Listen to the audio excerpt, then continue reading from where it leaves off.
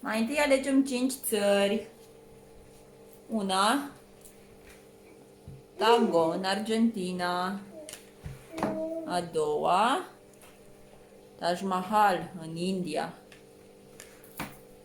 A treia, brânzica franțuzească din Franța. Vreau și asta cu pinguini. Și asta cu pinguinii. A patra, Africa de Sud.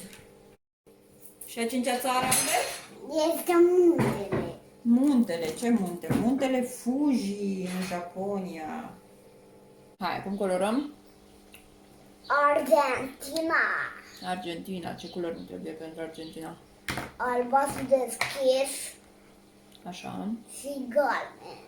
așa. Și atâta. Hai. Spăr.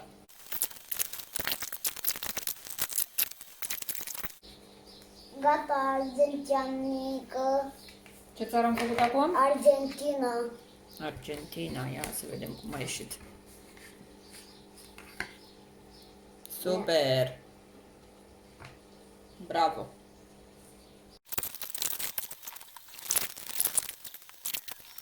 Gata, Japonia? Gata.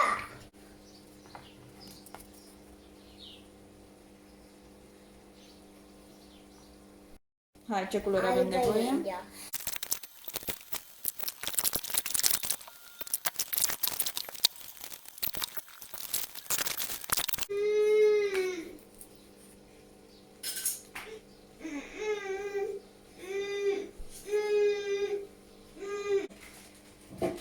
Albastru Așa. și cu roșu și cu alb.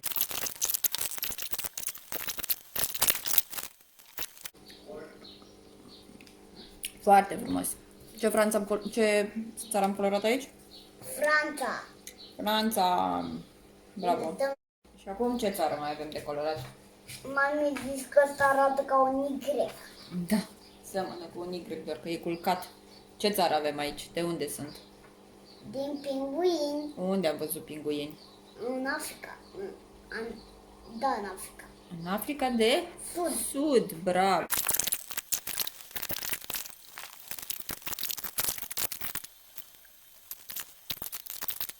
Gata? Super. Ia să vedem. Asta a fost cel mai greu, nu? Da. Cu multe culori. Cu multe culori, da.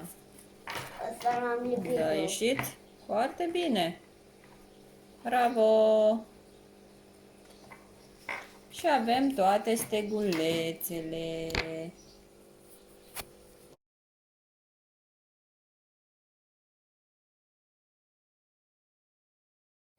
Am terminat de colorat toate steagurile, am învățat cum se spune la... Salut și mulțumesc. Și acum le vom lipi pe hartă, recapitulăm și salut și mulțumesc în același timp.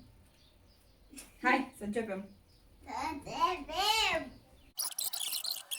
Avem aici la mulțumesc, spunem arigato. Arigato. Iar la salut spunem konnichiwa. Konnichiwa. Următoarea țară ai spus că este? Argentina. Argentina. Unde se găsește Argentina pe hartă? În? În America de Sud. Ce limbă se vorbește în Argentina, știi? Nu. Spaniola. Spaniolă? Da. Și știi cum se spune la salut? Nu. Spune hola. Hola. Hola. Hola.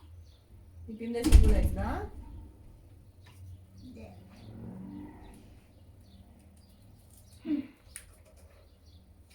Și la mulțumesc în spaniolă știi cum se spune? Nu. Gracias. Gracias. India. Unde e India, știi? Aici. Corect! Perfect. Ce stac frumos ai colorat. Super. L-am colorat pe toate frumos. Corect. Ei, și acum cum se zice la salut în India, știi? În limba hindi. Se zice hello. Hello. Hello. Hello. Lipim de steguleț, da? Și la mulțumesc trebuie să ne ajute tata. Tanya Vad. Can you Canavalt. Canavalt. Ce greu e. E greu, nu? Da. Grea limba asta hindi. De ce Punem așa, ridic? De ce îl punem așa? ca să se vadă. Și cum se zice la salut în franceză? Zicem salut, Salut. salut, Salut. Salut. salut. Acum pot să ating? Și eu? Hai. Și la mulțumesc Mă mulțumesc, e mai greu. e merci, Merci. merci. Merci. Asta înseamnă în română. Da, sigur. Ce țară ne mai rămas aici, știi? Nu știu ce. Unde erau pinguinii. Antarctica. Africa. Africa de... Sud.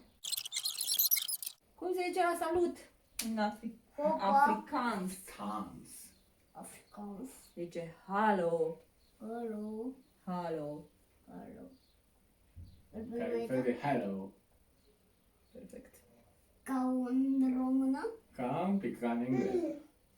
Și la mulțumesc? Zice danke. Danke. Vezi, seamănă cu germana. Da.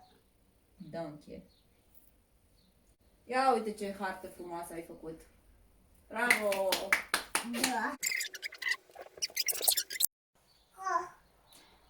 Acesta a fost joculețul nostru de astăzi.